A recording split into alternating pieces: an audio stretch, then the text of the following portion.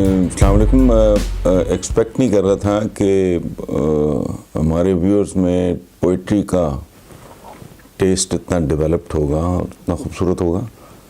تو بہت ہی positive encouraging response ہے پوئٹری کا.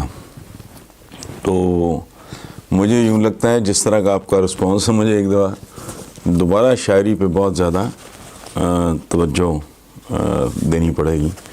تو آج اس کا آغاز کرتے ہیں ہم شعروں سے ہی ہے، اور شعر کہانی اس کا میں نام سوچ رہا ہوں. اگر آپ کو اچھا لگے، اس کی وجہ ہے کہ ہر شعر کے پیچھے آپ کا کوئی تجربہ ہوتا ہے، کوئی خوشگوار، ناخوشگوار، کوئی پین لیس، کوئی پینفل، لیکن کوئی نہ کوئی چیز ہوتی ہے جو آپ کو انسپائر کرتی ہے، ٹریگر کرتی ہے، جس کے نتیجے میں شعر جنم لیتا ہے. میں نے تو کالم نگاری پہ اتنی میری توجہ چلی گئی کہ میری شاعری نے سفر کیا، لیکن جیسے آپ نے جس طرح کا رسپانس ہے، مجھے لگتا ہے کہ پھر بہرحال میں 2-3-4 شعر آپ کے ساتھ شیئر کرتا ہوں. شعر کہانی کا پہلا شعر آج کا ہے: بدن لے کر چلا ہوں، جان پیچھے چھوڑ آیا ہوں. بدن لے کر چلا ہوں، جان پیچھے چھوڑ آیا ہوں. وطن سے دور ہوں، پہچان پیچھے چھوڑ آیا ہوں. یہ میری زندگی کا ایک بڑا بھیانک تجربہ تھا. ضیاء الحق مرحوم کے زمانے میں اوپر نیچے جب 2-3 بار جیلیں کاٹیں تو حالات بالکل ہی میرے ہاتھ سے نکل گئے، بہت دگرگوں ہو گئے حالات. اور میرے یہ 81 کی بات ہے، جب مطلب قرضے تک کی نوبت آ گئی، آپ یوں سمجھ لیں.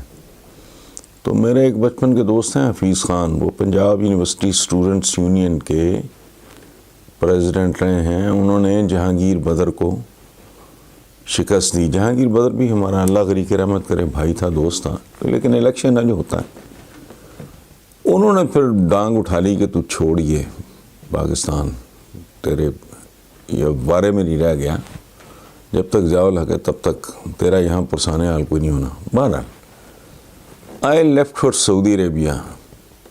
اس وقت میری عمر ہوگی 30 سال.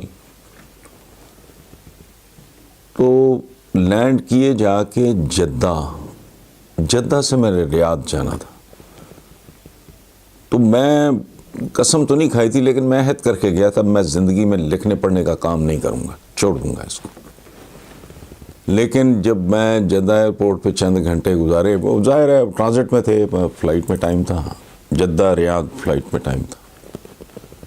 اس وقت میں نے یہ شعر لکھا تھا: بدن لے کر چلا ہوں، جان پیچھے چھوڑ آیا ہوں. وطن سے دور ہوں، پہچان پیچھے چھوڑ آیا ہوں.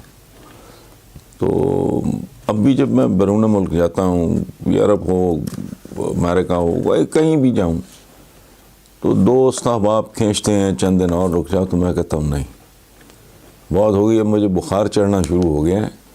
میں کاکروچ ہوں، اور میرا ملک چاہے گٹر جیسا ہی کیوں نہ ہو، کاکروچ نے واپس. اچھا، دوسرا شعر ہے آج کا: کچھ اور نہیں وعدہ تعبیر کے بدلے، ہم خواب فروشوں سے کوئی خواب خریدیں. شاعر خواب بیچتا ہے، خواب فروشی کرتا ہے. وہ بیسیکلی کیا ہوتی ہے؟ خاص طور پہ میں تو کوئی اتنا رومانٹک آدمی ہوں نہیں. تو پورا جرنلزم کا 70-80% حصہ نا محروم مظلوم طبقات کے لیے اسٹرگل میں گزارا ہے. میں نے پی ٹی آئی جوائن کی، جب نئی بنی، تو عمران کو میں نے پوائنٹس دینے، تو ہم نے ڈسکس کرنا، تقریریں، پھر ان کے سارے سلوگنز پی ٹی آئی وغیرہ کے لکھے. یہ ان دنوں کی بات ہے. تو میں سوچتا تھا کہ میں رات گئے تک جاگتا سوچتا رہتا ہوں، لکھتا رہتا ہوں یہ وہ سارا.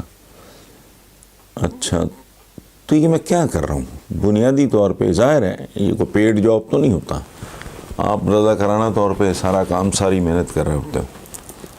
تو وہی کام، اگر وہی کریٹو کام آپ پروفیشنل طریقے سے ملیں تو آپ لاکھوں کروڑوں روپیہ کماتے ہیں، ٹھیک ہے، لیکن سیاست میں کیا ہوتا ہے، آپ خواب دے رہے ہوتے ہو کہ یار یہ ان کی تعبیر تم ڈھونڈ لو، چونکہ یہ میرے بس کی بات نہیں ہے۔ اللہ پاک نے ہر آدمی کو ہر کام کے لیے تو نہیں بنایا ہوتا، کچھ اور نہیں، وعدہ تعبیر کے بدلے ہم خواب فروشوں سے کوئی خواب خریدے۔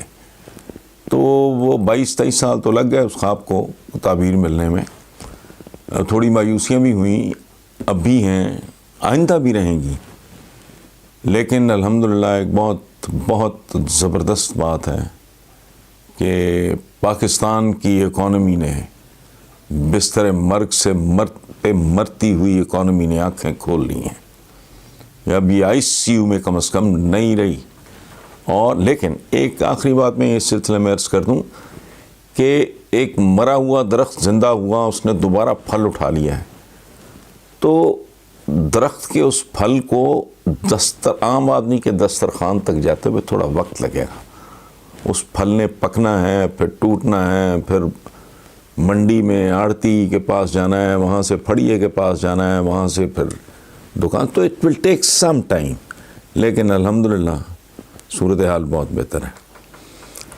تیسرا شعر ہے وہ تھوڑا نہیں بلکہ وہ روحانی، ایک اسپرچولسٹ کی ایک فیلنگ ہے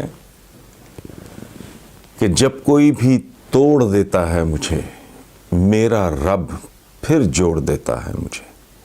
یہ رب العالمین نے ایک ایسی کمال چیز رکھی بندے کے اندر، بڑے سے بڑا دکھ، بڑی سے بڑی اذیت، بڑے سے بڑی ٹریجڈی، وہ آہستہ آہستہ وہ ریکور کر جاتا ہے۔